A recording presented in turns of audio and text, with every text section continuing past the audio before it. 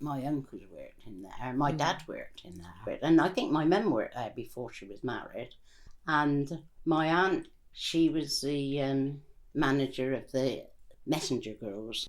All the girls, when you went in, first of all, you had to go into the postal department and deliver all the mail all around the offices. And then before you sort of started in other places, they took you all over the factory to see what was going on in the factory. And I had so many relations in there. For every office we went into, it was hello auntie, hello uncle. My father worked in the factory. My mother worked there before I was born.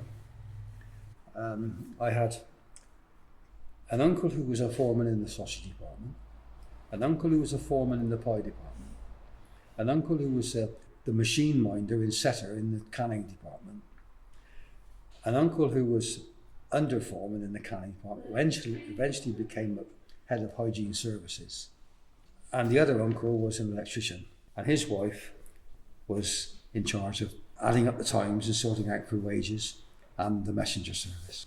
The other auntie was a nurse, but she'd left before I joined. Everyone of the family worked there except one who was at home looking after the house and everything. And she was drafted in one day to take a family portrait, which used to be in the managing director's office on the back wall. They were trying to prove that they were a family firm and they were very proud of supporting Calne families. I think looking at my own family, I had a lot of my dad's cousins worked in there, and my uncles and aunts worked there. And of course, women in those days didn't always work. So they might have had my mum had an evening job just in the pre-pack. That was packing up the bacon rashers. The men, all my uncles, they all worked there all their lives until they retired. It was convenient. They all lived in Calne and rode their bikes down to work. My dad worked at the byproducts factory up by the old station.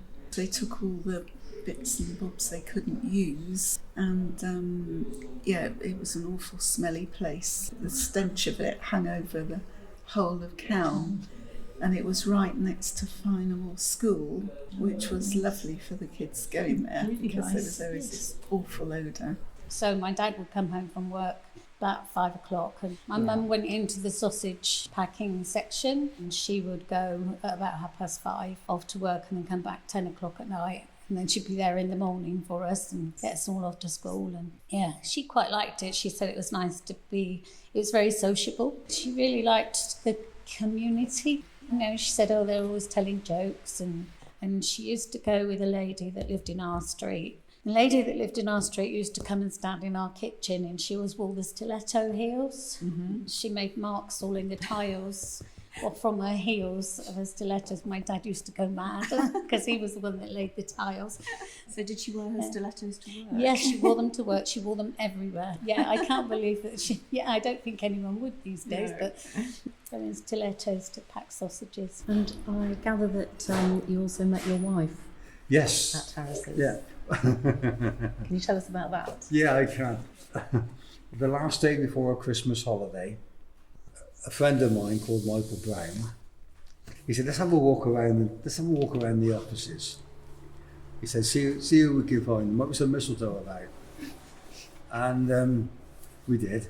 We went into the telephone exchange. These two girls were in there, had a chat with them. Got on quite well. Then the following Saturday, we met at the Lansdowne Hotel, and I was coming out of the door with my rugby bag, and who should be coming in the door was one of the girls from the telephone exchange. So I gave her a kiss, and then it was about, 4 or 5 weeks later, the rugby club organised a tramps ball. So I gave her a call and said, would you like to go to a tramps ball? That was it, fixed. Oh, lovely. And you're still married today? Still married today. We had a Christmas party, combined Christmas party, about 4 years after I started, I suppose. And that's when I met my husband. And that's when we started going out. We always had a big Christmas do on Boxing Day at my mum's. So she invited him, and I'd only been going out with him a couple of days, you know.